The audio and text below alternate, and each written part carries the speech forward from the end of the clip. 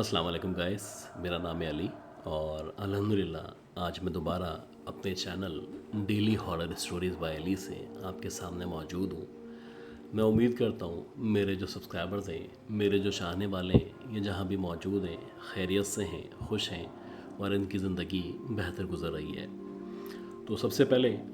मैं उम्मीद करता हूँ कि कल जो मैंने स्टोरी आप लोगों के साथ शेयर की थी, जो कि छलावे के ऊपर थी, ये आपको अच्छी लगी होगी। और उन तमाम लोगों का शुक्रिया जिन लोगों ने इस स्टोरी पे या मेरी स्टोरीज़ के ऊपर कमेंट्स किए। ख़ास तौर पे एक हमारी सब्सक्राइबर हैं जो कि ग़ालिबन इंडिया से हैं, मिस सुमित्रा, उनका, मिस गुल का, जमील साहब का, इसके अलावा मोहम्मद हारून साहब हैं और एक खौफ स्टोरीज़ के नाम से एक नए हमारे सब्सक्राइबर हैं, अज़ीज़ रहमान साहब हैं, बिलाल साहब हैं जो रेगुलर दुआएं देते हैं, तस्लीम कौसर साहिबा हैं, मिस सना हैं, कामरान साहब हैं और नाजिया सलीम हैं, ये भी रेगुलर कमेंट करती हैं, तकरार तमन्ना है, साद साहब हैं, फराज साहब हैं और इसके अलावा जिन लोगों का नाम मैं नहीं ले सका उन तमाम लोगों का शुक्रिया। और हमेशा की तरह मेरी आपसे रिक्वेस्ट है कि जब भी मैं अपनी वीडियो को अपलोड करूं तो आप मेरी वीडियो को लाजमी लाइक किया करें। अभी भी आप में से अगर किसी ने इस वीडियो को लाइक नहीं किया है तो सबसे पहले लाइक का बटन दबा दें। अच्छा, ये जो लाइक होता है, इस लाइक से मैंने आपको बताया था कि हमें बूस्ट मिलता है, हमारा चैनल ग्रो करता है और अगर हो सके तो अपने सर्किल में, अपने जानने वालों में इस चैनल को शेयर भी करें। अच्छा,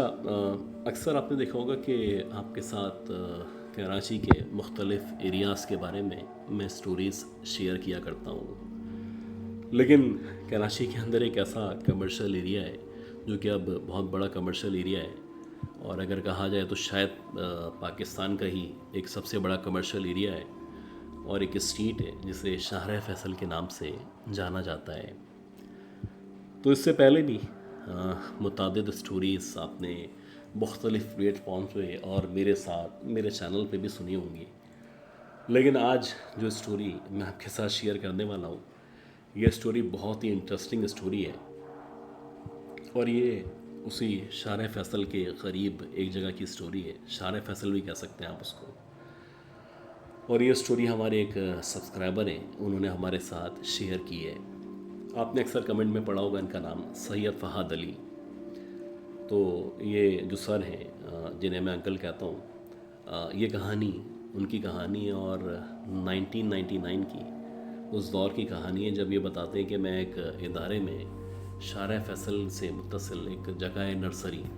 नर्सरी के पास एक इदारे के अंदर कस्टमर सर्विसेज रिप्रेजेंटेटिव के तौर पे काम किया करता था। बेसिकली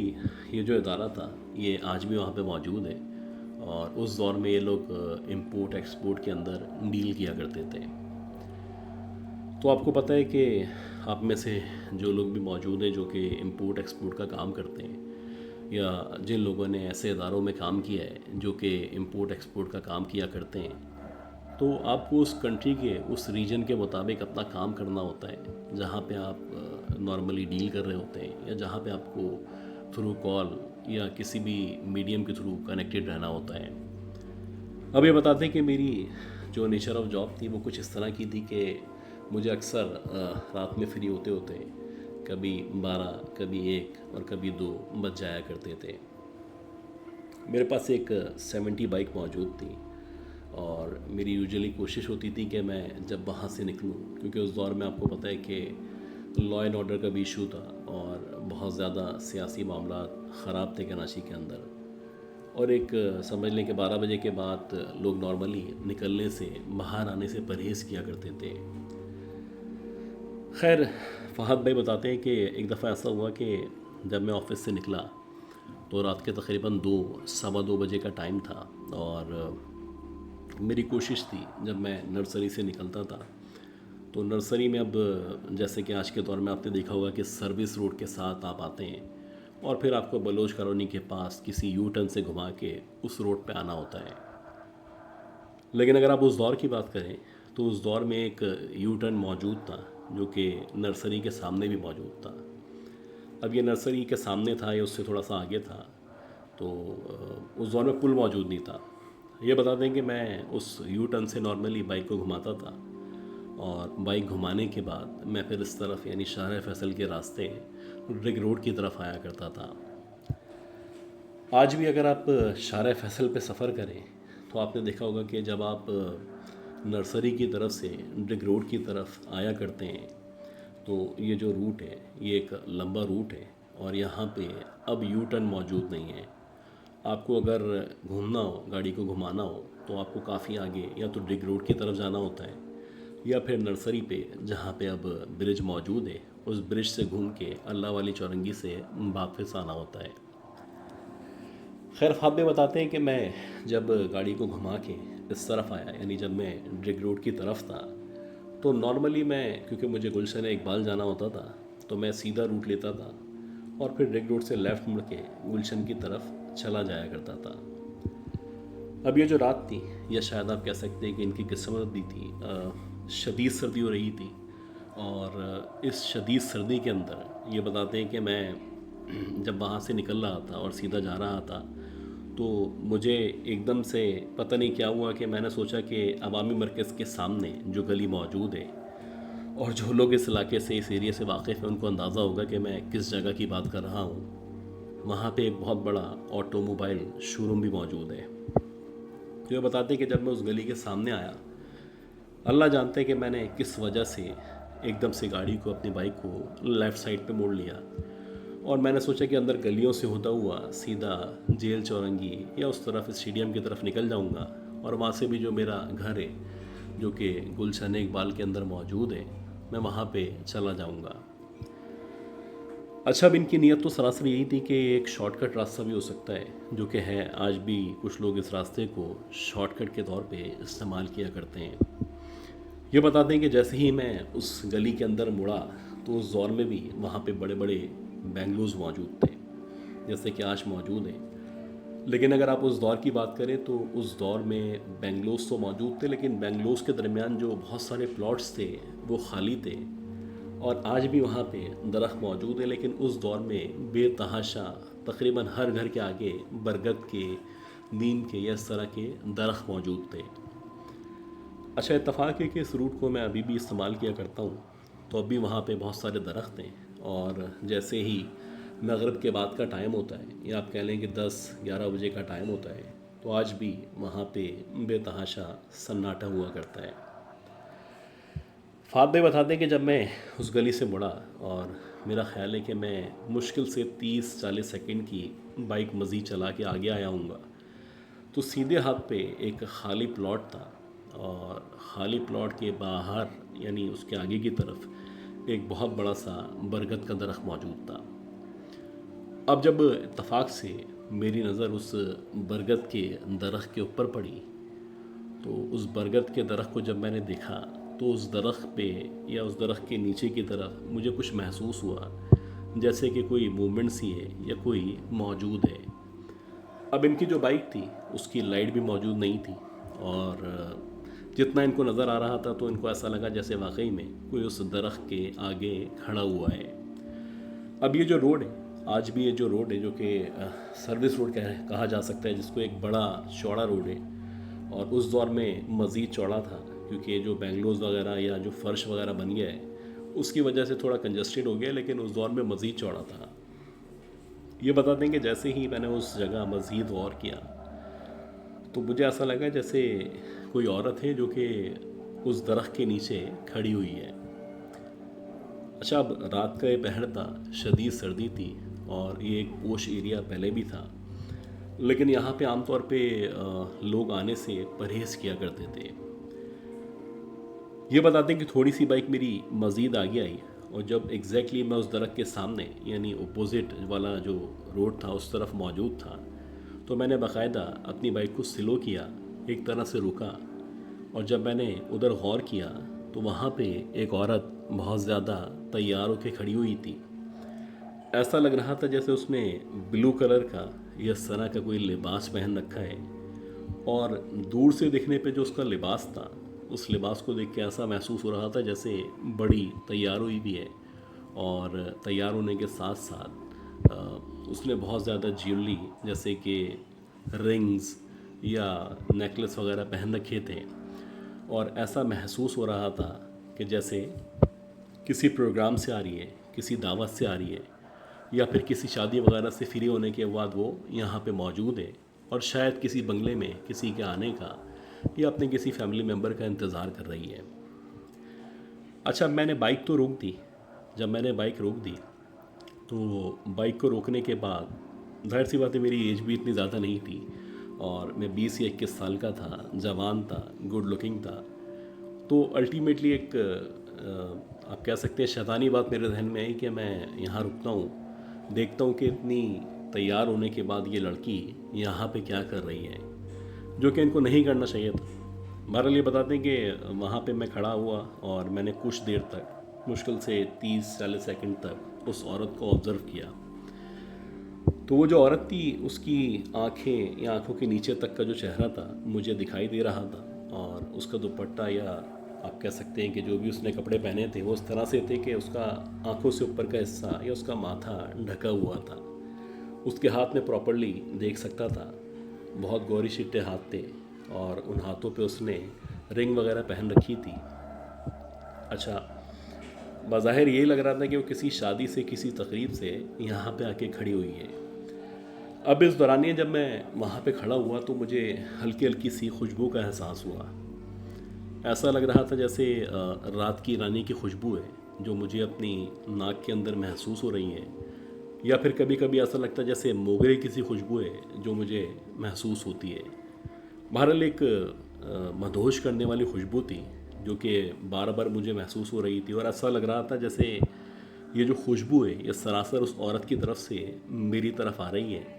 और जैसे जैसे ये खुशबू मेरी नाक के ज़रिए मेरे जिस्म के अंदर जा रही थी, और मुझे ना चाहते हुए भी एक अट्रैक्शन सी थी जो उस औरत की तरफ महसूस हो रही थी। बहरहाल अब ये जो स्टेज थी जो मैंने किया, शायद मुझे नहीं करना चाहिए था। मैं अपनी बाइक से उतरा और उतरने के बाद मैं बाकायदा उस तरफ गया जहाँ पे वो औरत खड़ी हुई थी, और मैंने उसके पास जाके उसको पुकारना चाहा, या आप कह सकते हैं कि मैंने उससे पूछा, उसको एक आवाज़ दी कि आपको मेरी मदद की ज़रूरत तो नहीं है। अच्छा,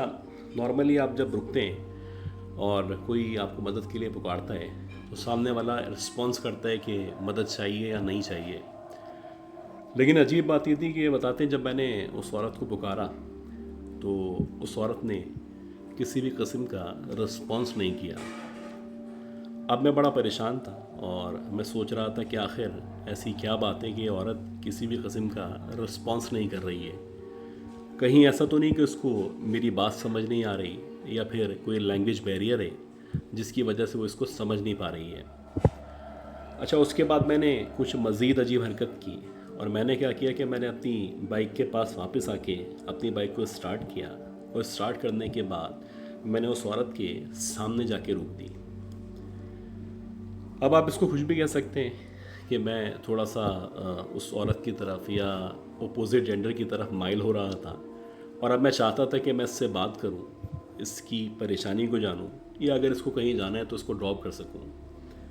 अब जब मैंने बाइक उस औरत के सामने जाके रोकी और रोकने के बाद उतरना चाहा, तो इससे पहले कि मैं अपनी बाइक से उतरता, वो औरत जल्दी से मेरे बाइक के ऊपर आके बैठ गई। अब एक ऐसी सिचुएशन हो जिसमें आपको एक खुशबू का एहसास हो रहा हो, एक खूबसूरत जवान लड़की आपके सामने तैयार होकर मौजूद हो, और वो बग़ैर कहें अगर आपकी बाइक के ऊपर आके बैठ जाए। उसके साथ साथ फिर एक और चीज़ से ये बताते हैं कि उसके बालों के अंदर बेतहाशा फूल लगे हुए थे, जैसे कि उसके बालों को सजाया गया है, और उसके हाथों में जैसे कि गजरे वगैरह मौजूद होते हैं वो उसने पहन रखे थे। अब जब वो औरत मेरी बाइक के ऊपर आके बैठी, तो अब मेरे अंदर इतनी हिम्मत नहीं थी कि मैं उससे पूछूं कि आपको जाना कहाँ पे है। खैर, मैंने बाइक स्टार्ट की और इसी अंधेरे वाले रोड पे जहाँ मैंग्रोव्स मौजूद थे यहीं घुमाया और आगे की तरफ बढ़ना शुरू कर दिया। अब जो लोग यहाँ पे रहा करते हैं या जिसको इस एरिया के बारे में पता है, तो अगर आप इस गली से सीधा जाएं तो उस दौर में जो बीच में एक चौरंगी मौजूद है, मौजूद नहीं थी। सीधी गली थी जो आगे जाके किंगरी हाउस या उस तरफ जाया करती थी, और फिर नेशनल स्टेडियम की तरफ से घूम के आप गुलशन इकबाल में दाखिल हो सकते थे। ये बताते हैं कि जब मैंने बाइक घुमाई और घुमा के मैंने बाइक को आगे करना शुरू किया तो मुझे एक अजीब सी खुशी सी महसूस हो रही थी, और इस कदर शिद्दत के साथ मुझे रात की रानी की या मुख्तलिफ फ्रेगनेंस महसूस हो रही थी। ऐसा लग रहा था कि एक आइडियल सिचुएशन है और मैं शायद दुनिया का सबसे लकी तरीन लड़का हूँ। अब मैं चाह रहा था कि इस सफ़र, जिस सफ़र को आप ख़त्म करने की कभी तमन्ना भी ना करें, मेरे जहन में भी ऐसे ही कुछ मौजूद था कि ये सफ़र ख़त्म ना हो। अब बाइक चल रही है आहिस्ता आहिस्ता और कोई बात नहीं हो रही है, ना मैं कुछ कर रहा हूँ ना वो कुछ कर रही है। बस मैं इस बात पे खुश हूँ कि एटलीस्ट मेरे साथ एक ऐसी लड़की मौजूद है जो कि बहुत ही हसीन है, बहुत ही खूबसूरत है, और शायद मेरी ज़िंदगी का ये सबसे बेहतरीन दिन है या बेहतरीन रात है। खैर, ये बताते हैं कि मुश्किल से बाइक 1 या 2 मिनट चली होगी। मुकम्मल अंधेरा, दूर दूर तक कोई भी मौजूद नहीं, रात का ये पहर, और फिर उस रोड पे वैसे भी आज भी अंधेरा होता है। तो ये बताते हैं कि 1-1.5 मिनट चलने के बाद मुझे थोड़ा सा अपनी बाइक के ऊपर वज़न सा महसूस हुआ। ऐसा लगा जैसे कोई बाइक का जो वज़न है ना, उस पर कोई बोझ बढ़ता चला जा रहा है और बाइक को चलाने में दुश्वारी हो रही है। अब आहिस्ता आहिस्ता करके मुझे जब महसूस होना शुरू हुआ तो मुझे अपने कंधे के पास से थोड़ी सी गर्मी महसूस हुई। ऐसा लगा जैसे मेरे कंधे पे कोई जलती हुई चीज़ रख दी गई है, या फिर किसी ने मेरे कंधे के ऊपर हाथ रख दिया है, और हाथ रखने की वजह से इस कदर शिद्दत के साथ गर्मी महसूस हो रही थी जैसे सर्दी में मेरे कंधे के ऊपर कोयले या इस तरह की चीज़ रख के मेरे कंधे को जलाया या झुलसाया जा रहा हो। अब जैसे ही मुझे इस तरह से महसूस हुआ और मुझे लगा कि अब कुछ मामला गड़बड़ हो रहा है, तो मैंने कॉर्नर ऑफ द आई से जब बाइक के पीछे या नीचे की तरफ देखा तो मुझे अब ऐसा लग रहा था जैसे ये जो लड़की मेरे साथ बैठी हुई थी, इसके जो पाँव थे कुछ अजीब से मुड़े हुए से पाँव थे, जैसे कि नॉर्मली किसी जानवर के या चौपाहे के पाँव हुआ करते हैं, कुछ इस तरह के पाँव होने का मुझे एहसास हुआ। अब जैसे ही मुझे ऐसा लगा तो एक अजीब सिचुएशन थी, और इस सिचुएशन का मैं खुद ज़िम्मेदार था, और सरासर मेरी नीयत थी या मेरी जो भी गलती थी उसकी वजह से मुझे ऐसा महसूस हो रहा था। खैर, मुझे अंदाज़ा तो हो चुका था कि कुछ ना कुछ मेरे साथ गलत होने वाला है। बस अल्लाह जानते हैं कि मैं किस तरह मैंने उस गली में अपनी बाइक को दौड़ाने की कोशिश की है, और मुझे यकीन था कि अब मेरा बचना मुमकिन नहीं है। खैर, जब मैंने बाइक को दौड़ाना शुरू किया तो मुझे बाकायदा उस औरत के हंसने की, या एक तरह से खिसियानी सी जो हंसी होती है, उस तरह की आवाज़ महसूस हुई, जैसे कि वो मेरे संभल पे या मेरी इस गलती पे हंसना चाहती हो। अभी मेरा ख्याल है कि मैंने मुश्किल से उसकी हंसी को 5 या 10 सेकंड तक सुना होगा। उसके बाद मुझे बाकायदा ऐसा लगने लगा जैसे पीछे से किसी वजूद ने मुझे जकड़ना शुरू कर दिया है, और जैसे ही मुझे बाइक के ऊपर किसी ने पीछे से पकड़ना शुरू किया तो मैंने अपनी बाइक का जो एक्सीलेटर था बस उसको मैंने तेज़ किया है या उसको घुमाया है। उसके बाद मुझे बस इतना याद है कि मेरी बाइक जाके किसी चीज़ से टकराई है, और जैसे ही मेरी बाइक किसी चीज़ से टकराई है तो उसके बाद मेरी आंखों के सामने अंधेरा हो चुका था। खैर,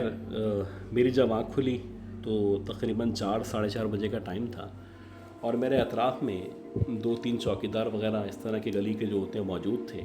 और एक बड़े साहब मौजूद थे जो कि शायद यहीं कहीं बंगले में रहा करते थे। खैर, जब मेरी आँख खुली और मैंने अपने अतराफ़ इन चौकीदारों को देखा, उन अंकल को देखा, तो मुझे इस दौरानिए में ही महसूस हुआ जैसे मेरा जो जिस्म है वो शदीद गर्मी की वजह से शायद तप रहा है, या फिर मुझे बुखार का एहसास हो रहा है।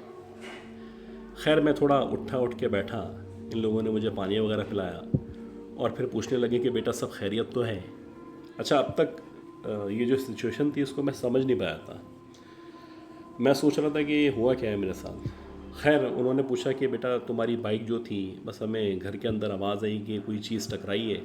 जब हम बाहर आए तो देखा तुम्हारी बाइक दरख्त से टकरा के नीचे गिरी हुई थी और तुम नीचे पड़े हुए थे और तुम बेहोश थे।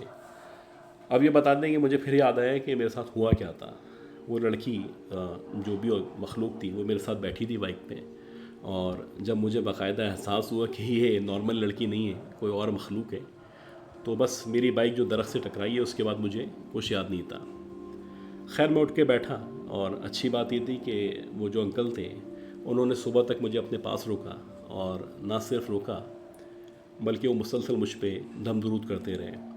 सुबह जब हुई, थोड़ा उजाला हुआ, थोड़ी मेरी तबीयत बेहतर हुई, तो फिर मैं अपने घर के लिए रवाना हुआ। ये बता दें कि मैं जब घर आया तो घर आने के बाद मुझे तकरीबन 10 से 12 दिन तक शदीद बुखार रहा। और इस दौरानिए में जो हमारे घर के पास जो भी मस्जिद थी या जो भी एक साहब थे जो दम दुरूद किया करते थे, तो मैं उनके पास जाता था और वो मुझ पे दम दुरूद करते थे और वो ये कहते थे कि शुक्र करो कि उस रात तुम्हारी जान बच गई। अगर ज़रा सी भी मज़ीद और कोई गलती हो जाती तो हो सकता है कि वो तुम्हें अपने साथ ले जाती या कम अज़ कम तुम्हारी जान ले लेती। तो ये एक स्टोरी थी जो शायर फैसल से मुताल्लिक़ थी, और इस तरह के बहुत सारे किस्से, बहुत सारी स्टोरीज़ मैं ऑलरेडी आपके साथ शेयर कर चुका हूँ। उम्मीद करता हूँ ये जो स्टोरी आपको पसंद आई होगी, और अगर आपके पास भी कोई शायर फैसल की या इस तरह की कोई स्टोरी मौजूद है, ख़ास तौर पे जो नर्सरी वाला एरिया है या शायर फैसल पे जो पीछे पटरी वाला इलाका है, यानी जिसे महमूदाबाद कहा जाता है आमतौर पे, तो उस फाटक की, उस जगह की कोई स्टोरीज़ मौजूद हैं तो आप लोग मेरे चैनल पे ज़रूर शेयर करें। और अभी भी अगर आपने इस ऑडियो वीडियो को लाइक नहीं किया तो इस वीडियो को लाइक करें, और हो सके तो एटलीस्ट अपने किसी जानने वाले में इस वीडियो को शेयर करें। इंशाल्लाह कल फिर दोबारा एक नई स्टोरी के साथ आपके साथ हाज़िर होंगे, और तब तक के लिए मुझे, मेरी फ़ैमिली को, हम सबको दुआओं में याद रखें कि अल्लाह ताला सैयद उमैर अली, मेरी फ़ैमिली को, मेरे सब्सक्राइबर्स को, हम सबको सेहत दे, ज़िंदगी दे और हमारे कामों में आसानियाँ फ़रमाए। अल्लाह हाफ़िज़।